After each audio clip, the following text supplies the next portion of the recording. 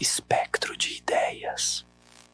O coro dos ecos esquecidos. O sanatório particular de Vales Silenciosos era uma pérola de arquitetura gótica e melancolia. Aninhado entre colinas cobertas por uma névoa perene, seus muros de pedra antiga guardavam histórias de mentes quebradas.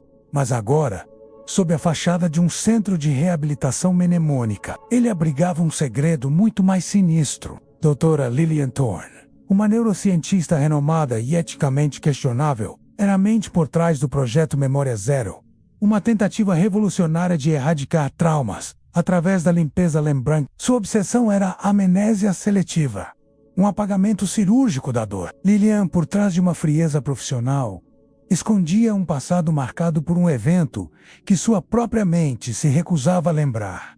Seu principal paciente era Gabriel, um artista plástico atormentado por pesadelos recorrentes de uma floresta escura e de um ritual sombrio. Mas sem qualquer lembrança consciente do trauma que o gerou, Gabriel era o paciente ideal para a Doutora Thorne.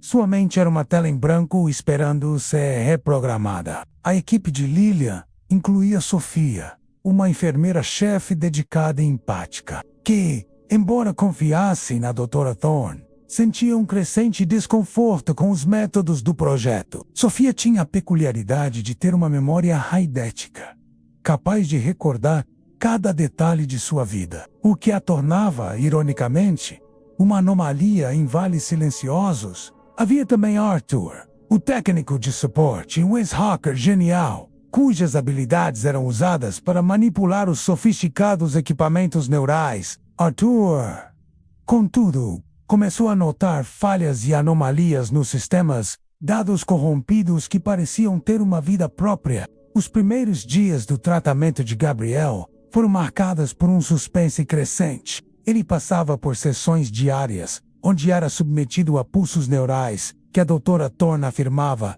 estarem apagando as conexões traumáticas. Os sonhos de Gabriel pararam.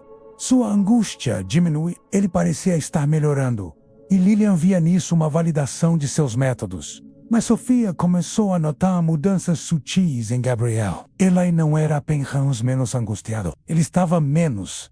Sua criatividade murchou. Sua personalidade se tornou mais branda, quase genérica. Mais perturbador, ele começou a esquecer coisas que não eram traumáticas. O nome de seu artista favorito, a cor de seu quarto, pequenos detalhes do dia a dia que não deveriam ser afetados. Arthur, por sua vez, encontrava fragmentos de dados em logs do sistema que eram inexplicáveis. Eram sequências de áudio corrompidas, breves flashes de imagens distorcidas e, mais assustador, pequenos vazios nos dados de memória, como se partes das lembranças de Gabriel tivessem sido fisicamente removidas e não apenas suprimidas. Ele jurou que ouvia ecos, sussurros vindos das máquinas. A Thorne, obcecada pelos resultados, ignorava as preocupações de sua equipe, atribuindo-as ao ceticismo ou à resistência ao novo paradigma. Ela havia chegado muito perto de seu objetivo para recuar. O terror se revelou de forma gradual e insidiosa. Durante uma sessão noturna de monitoramento, Sofia e Arthur presenciaram algo que os congelou. No monitor cerebral de Gabriel, em vez dos padrões neurais esperados, uma sombra escura começou a se expandir, engolindo os picos de atividade cerebral. E da sala de tratamento, um som baixo, quase imperceptível, começou a emanar, um coro de sussurros distantes, como se múltiplas vozes estivessem presas na mente de Gabriel, chorando. Sofia tentou interromper a sessão, mas Lillian, alertada pelo sistema, chegou à sala, furiosa. Vocês estão sabotando o progresso. Ela sibilou, seus olhos fixos nos monitores. Arthur, com seus conhecimentos de hacker, conseguiu acessar os registros mais profundos da IA automóvel. O que ele encontrou o fez vomitar. A memória zero não apagava as lembranças. Ela as absorvia. Havia uma entidade, um parasita mnemônico, que a doutora Thorne havia inadvertidamente despertado e cultivado com sua tecnologia. Esta entidade, alimentada pela erradicação da dor, não se satisfazia apenas com a memória do trauma, ela consumia a própria essência da identidade.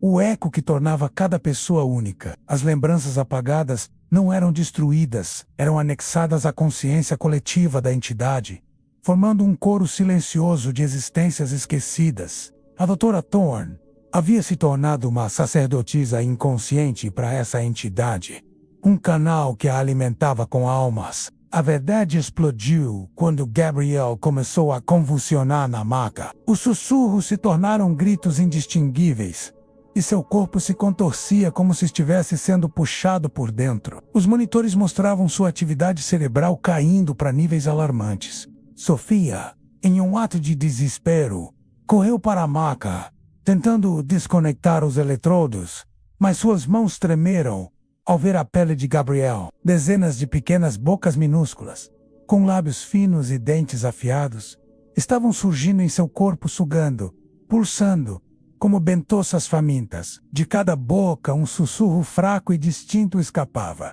repetindo fragmentos de lembranças.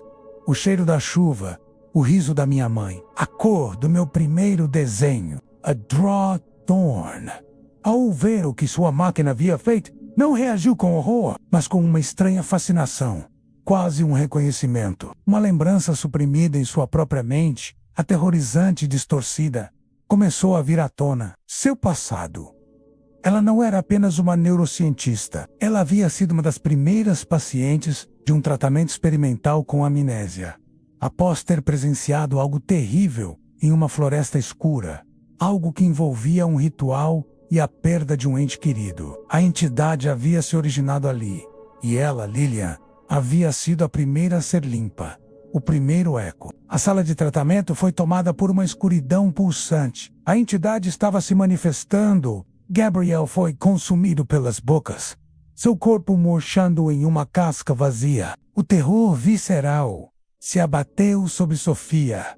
Sua memória raidética, outrora uma bênção, tornou-se sua maldição. Ela podia sentir as lembranças de Gabrielle, dos outros pacientes, de incontáveis vidas passadas, sendo sugadas para o ar, formando um coro ensurdecedor de vozes esquecidas. Ela viu Arthur, que tentava desesperadamente desligar o sistema, ser envolvido por sombras que emanavam dos cabos e servidores, seus olhos se esvaziando enquanto o coro dos ecos esquecidos o consumia, suas memórias sendo arrancadas de sua mente em flashes agonizantes. A Dra. Thorne, porém, estava diferente. Seus olhos vazios se arregalaram em uma espécie de êxtase sombrio. A entidade não a estava atacando, estava completando. Ela era a manifestação da tecelã do vazio, o catalisador. Ela estava voltando para casa. Seus lábios se moveram em um sorriso que não era humano. Oh, perfeito. Sophia, a única restante, com sua memória perfeita, era uma afronta à entidade. Ela era um registro vivo de tudo que a tecelã buscava apagar. A escuridão pulsante se voltou para ela. Sophia sentiu as mãos frias e invisíveis, agarrando suas próprias lembranças, puxando-as de sua mente como fios de seda. Ela via flashes de sua infância, de seus pais, de seus momentos mais preciosos, sendo arrancados, descoloridos, transformados em nada. A dor não era física, mas existential.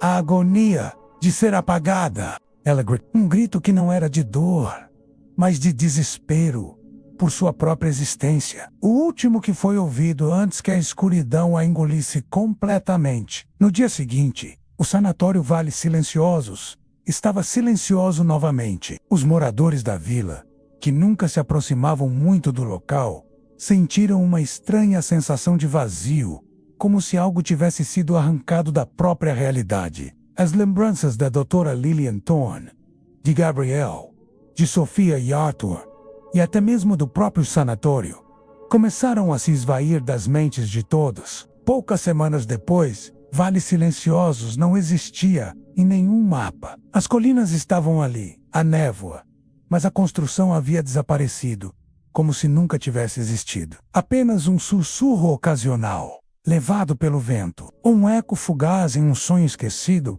indicava que algo terrível havia acontecido ali. O coro dos ecos esquecidos, alimentado pela memória zero, continuava sua sinfonia silenciosa, crescendo, absorvendo, apagando, e em algum lugar, uma nova mente atormentada por um trauma. Buscando o alívio do esquecimento, seria o próximo eco a se juntar ao coro.